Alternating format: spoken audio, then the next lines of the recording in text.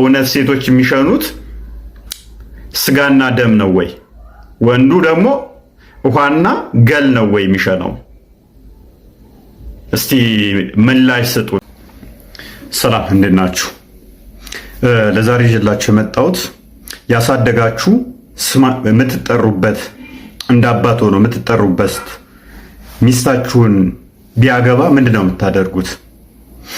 ነብይ ትሉታላችሁ ወይንስ እንዴት ነው የምትቀበሉት? ታሪኩ እንዲህ ነው። የሙሐመድንና የሙስሊሞቹ ነብይና የሚስታቸውን የዜነብን ታሪክ ይመለከታል። ዜነብ ማለት የዚያድ ሚስት ነች። ዚያድ ማለት ደግሞ የነብዩ ሙሐመድ የማደጎ ልጅ ነው።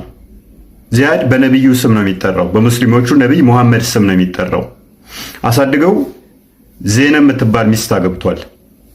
ከዕለታት አንድ ቀን ሙሐመድ ዜነብን ሚስቱንና ዚያድን የማደጎ ልጃቸውን ሊጠይቅ ይሄዳል።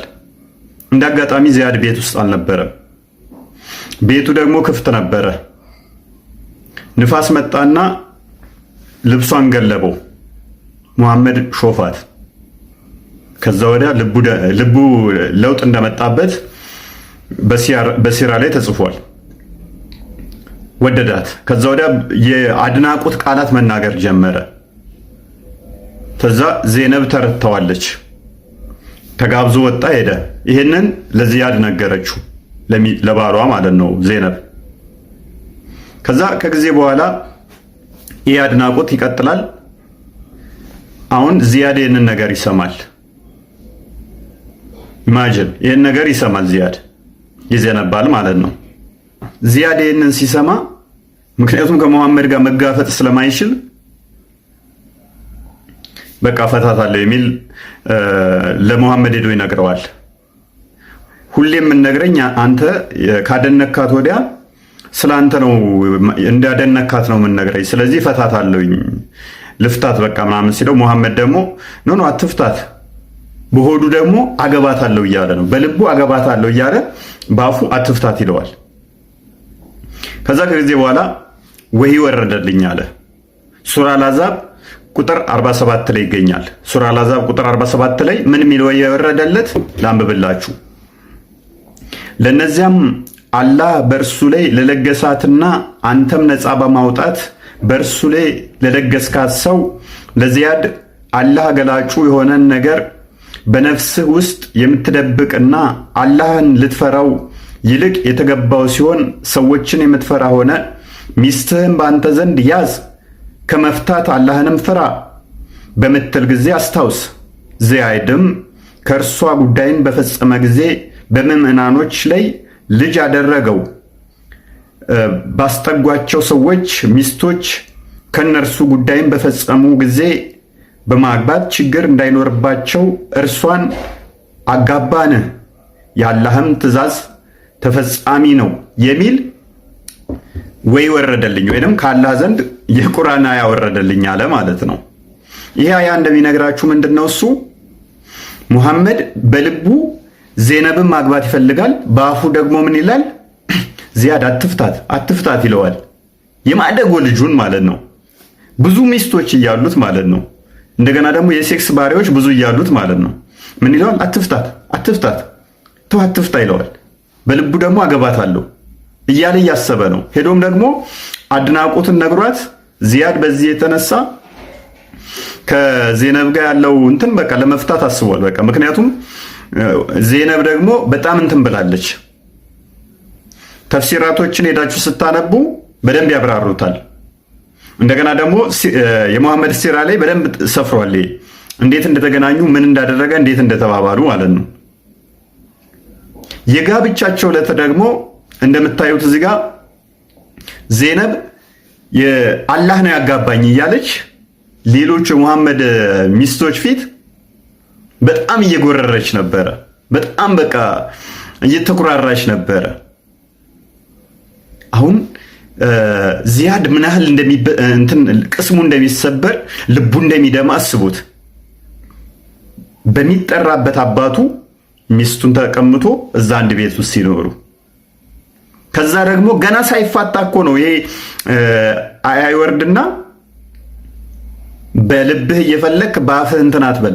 ሙሐመድ አሁን እንዳያገባ ማንን የፈራው ብላችሁ ስትሉ ሰውን ፈርቷል ሙሐመድ።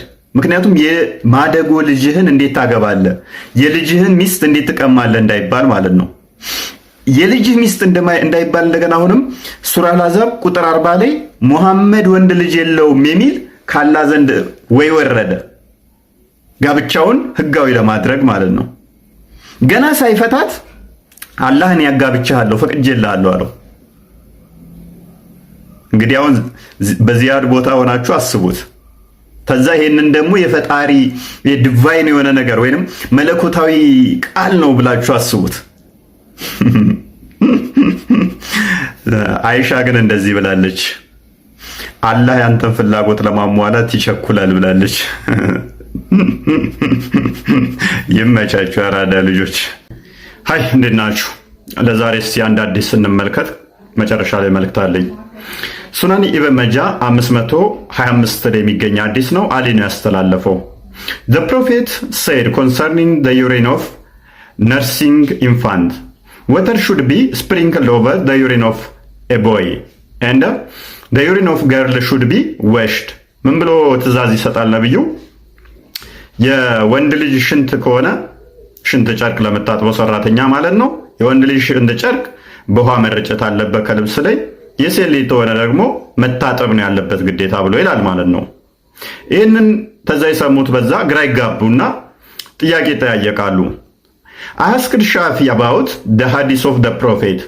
ሻፊን ስለዚህ ሐዲስ ጠየቁት። ስለምን water should be sprinkled over the urine of a baby boy and the urine of a baby girl should be washed ስለሚለው ማለት ነው። when the two types of water urine are the same፣ ሁለቱም ሽንቶቹ ተመሳሳይ ሲሆኑ እንዴት ነው እሱ ለወንዱ ውሃ አርጩበት ለሴቷ ሽንት ግን እጠቡት የሚለው ለምንድን ነው ብለው ጥያቄ ይጠይቃሉ ማለት ነው። ከዛም እሱ እንደዚህ ብለው ይመልሳል። he said this is because the urine of the boy is of water and clay። ይሄ የሆነበት ምክንያት አለ የወንዱ ሽንት ውሃና ገል ነው። but the urine of girl is of flesh and blood። የሴቷ ግን ደምና ስጋ ነው። ሽንቷ ደምና ስጋ ነው። then he said to me did you understand? ከዛም እንደዚህ ያለኝ ይላል ገብቶሃል? I said no። አይ አልገባኝም አልኩት። he said when Allah the Most High created Adam, he created Eva or Hawa from his short rib. So the boy's urine is from water and clay. The girl's urine is from flesh and blood. ምን አለ? አላህ በመጀመሪያ አዳምን ፈጠረ። አዳምን ሔዋንን ደግሞ ወይም ሐዋን ከአዳም ትንሹ የጎድን አጥንት ፈጠራት። እሷን ከምንድነው የፈጠረ? ከሱ። እሷ ከምንድነው የተፈጠረችው? ከስጋና ከደሙ ነው። እሱ ደግሞ ከአፈርና ከውሃና ከገል ነው የተሰራው። ስለዚህ የሚሸኑት እሱ ውሃና ገል ነው፣ እሷ ደግሞ የሚሸነው ስጋና ደም ነው። ዜኒ ሴድ ቱ ሚ ተዛም እንደዚህ ያለኝ ይላል ዲድ ዩ አንደርስታንድ ገብቶሃል አሁን ይለዋል ማለት ነው። አይ ሴድ የስ እሱ ምን ይላል? አዎ ገብቶኛል ይላል ማለት ነው። እና ይሄን የትኛው ሳይንስ ነው የሚደግፋችሁ?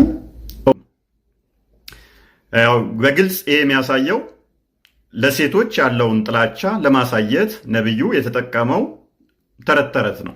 ሴት ልጅ ድንጋይን አይመሸነው ሕፃን ልጅ ብሎ ያለው ሕፃናት ሴቶችን ሳይቀር ምን ያህል እንደሚጠላ ማሳያ ነው።